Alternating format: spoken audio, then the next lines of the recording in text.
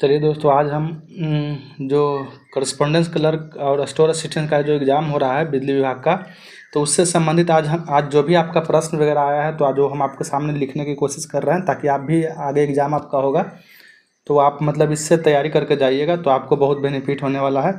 तो चलिए हम लिख देते हैं 22/6/2025 का जो प्रश्न है, सभी शिफ्ट का मिला जुला के प्रश्न है जो हमको मिला है आज। तो हम सबसे पहले हम जीके की बात करते हैं। तो जीके में अगर क्वेश्चन एक देखिएगा, तो एक प्रश्न था, लोकसभा के अध्यक्ष को शपथ कौन दिलाता है? लोकसभा अध्यक्ष को शपथ कौन दिलाता है? शपथ कौन दिलाता है? ठीक है, ये प्रश्न था। जो भी हम प्रश्न जल्दी जल्दी लिख रहे हैं ताकि वीडियो लंबा ना हो। दूसरा था कि अनुच्छेद 249 से प्रश्न था, ठीक है ना। अनुच्छेद 249 से संबंधित था, जो राज्यसभा में से है संबंधित, ठीक है। तीसरा अगर जीके में आइएगा तो जीके था एक, ब्रह्म समाज के संस्थापक कौन थे? ब्रह्म समाज के संस्थापक, ठीक है। हम शॉर्टकट में लिख रहे हैं ताकि आपका वीडियो लंबा ना हो। फिर एक आगे प्रश्न था, पोंग बांध किस नदी पे है? ठीक है ना, पोंग बांध पूरे दिन का है, तीनों शिफ्ट मिला जुला के प्रश्न है। पोंग बांध किस नदी पे है? तो हम आपके सामने जो भी हुआ हम ले आने की कोशिश की है, ताकि आपका भी आगे एग्जाम हो। तो आप इस हिसाब से तैयारी कीजिए ताकि आपका जो है तैयारी ठीक ठाक हो जाए। फिर था, बाबर का जन्म कहाँ हुआ? बाबर का जन्म कहाँ हुआ? ठीक है ना। हम शॉर्टकट में लिख रहे हैं, आपको जो अच्छा लगा आप समझ लीजिएगा। अच्छी तरह से समझ पा रहे होंगे, जिनको तैयारी होगा तो उनको तो ये सब चीज़ समझने में दिक्कत होगा नहीं। हम शॉर्टकट में लिख रहे हैं। फिर आगे आपका प्रश्न था, शिव समुद्रम बांध किस नदी पे है? शिव समुद्रम बांध, वही है क्वेश्चन, बांध किस नदी पर है?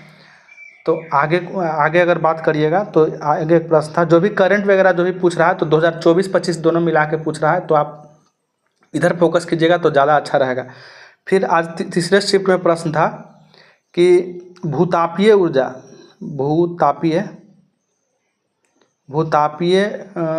ऊर्जा संयंत्र कहाँ स्थित है? कहाँ है? आप समझ लीजिएगा। आगे एक प्रश्न था, राष्ट्रीय शिक्षा नीति कब लागू हुआ? राष्ट्रीय शिक्षा नीति कब लागू हुआ? और इसके साथ साथ एक प्रश्न और था इसी में ही, कि प्रथम संशोधन कब हुआ था? ठीक है ना, प्रथम संशोधन, दोनों मिला के प्रश्न था, संशोधन कब हुआ, कब था, तो आप समझ लीजिएगा इसको।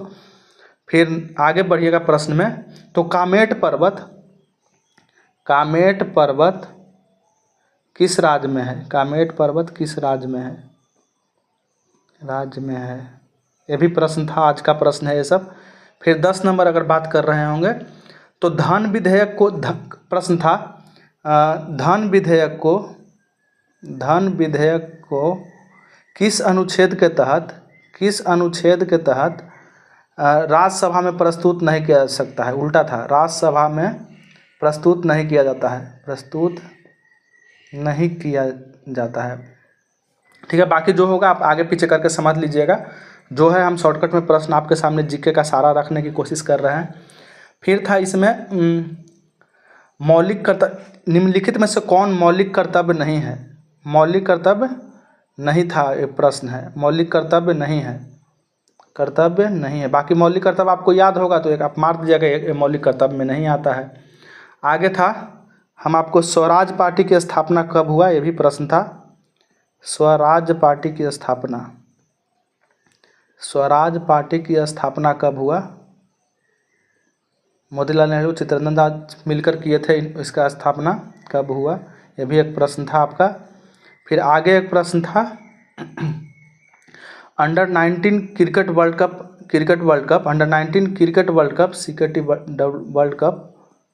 2024 में हुआ था, जो कहाँ हुआ था? शायद दक्षिण अफ्रीका में हुआ था। आप देख लीजिएगा इसका आंसर, तो आप कहीं से भी देख सकते हैं। फिर था एक शिखर सम्मेलन, कोई शिखर सम्मेलन से प्रश्न था, शिखर सम्मेलन 2024 से संबंधित था, ठीक ना। इसका हमको एग्जैक्ट याद नहीं है, शिखर सम्मेलन था 2024 का, कहाँ हुआ था। अब इसका एग्जैक्ट आप प्रश्न अगर आप तैयारी कर रहे होंगे तो शिखर सम्मेलन भी देख के जाइएगा। तो एक था नरेंद्र, ये भी करंट से प्रश्न था, नरेंद्र मोदी का एक दौड़ा से था, किस देश में, मतलब किस चीज़ के लिए दौड़ा किए थे, दौड़ा से संबंधित दौड़ा किए, इस तरह से था, एक प्रश्न था।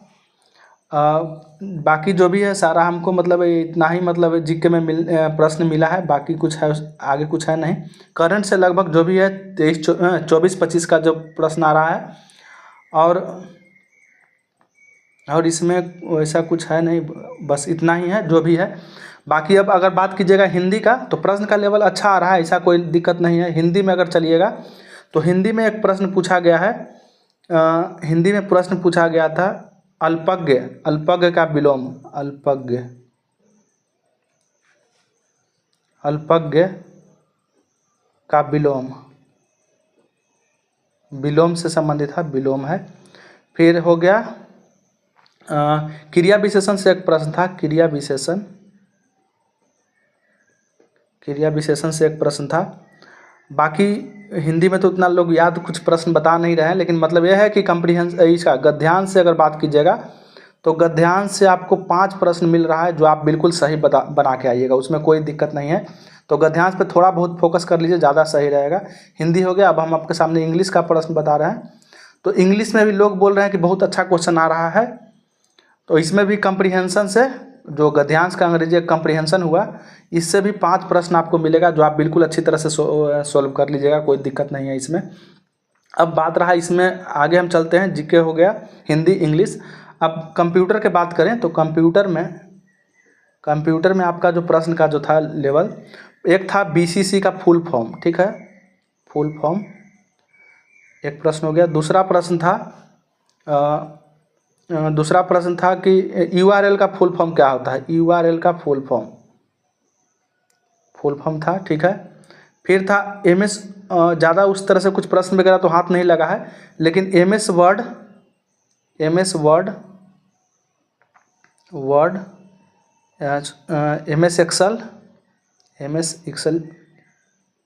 एक्सेल और एमएस ऑफिस, जो भी सारा चीज़ है इसी के अंतर्गत है। एमएस ऑफिस जो है, एमएस ऑफिस, और एक